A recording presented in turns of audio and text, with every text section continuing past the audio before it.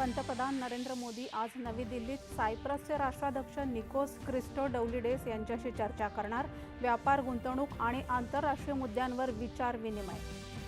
जग भारताकडे एक विश्वासार्ह भागीदार म्हणून बघत असून जागतिक स्तरावर भारत भक्कमपणे उभा असल्याचं पंतप्रधान नरेंद्र मोदी यांच्या 5 देशांच्या दौऱ्यातून प्रतिबिंबित. केंद्रीय मंत्री पियुष गोयल.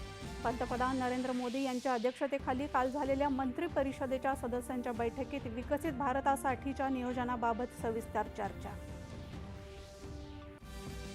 पुलवामा हल्ल्यातला एक आरोपी हमजा बुरहान याची पाकव्याप्त काश्मीरमध्ये अज्ञात व्यक्तींनी गोळ्या झाडून केली हत्या.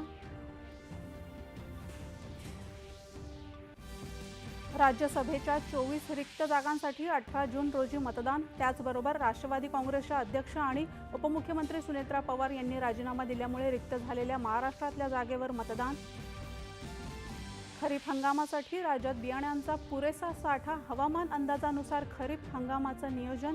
शेतकऱ्यांना कर्जपुरवठा सुरळीत करण्यावर भर असल्याची मुख्यमंत्री देवेंद्र फडणवीस यांची ग्वाही. महाराष्ट्र दक्षिण कोरिया भागीदारीतून कौशल्य विकासाला मिळणार नवं बळ. मुख्यमंत्री देवेंद्र फडणवीस यांच्या उपस्थितीत दक्षिण कोरियाबरोबर 3 सामंजस्य करार. चंद्रपूर जिल्ह्यात सेदू पत्ता तोडण्यासाठी जंगलात गेलेल्या महिलांवर वाघानं केलेल्या हल्ल्यात 4 महिलांचा मृत्यू.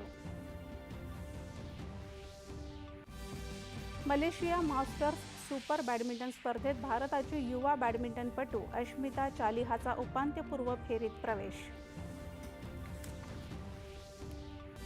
आणि देशातल्या अनेक राज्यांमध्ये उष्णतेची लाट तीव्र. महाराष्ट्र, उत्तर प्रदेश, मध्य प्रदेश, दिल्ली आणि राजस्थानसह 10 राज्यांमधल्या 24 शहरांमध्ये तापमान 45 अंश सेल्सिअसच्या पुढे.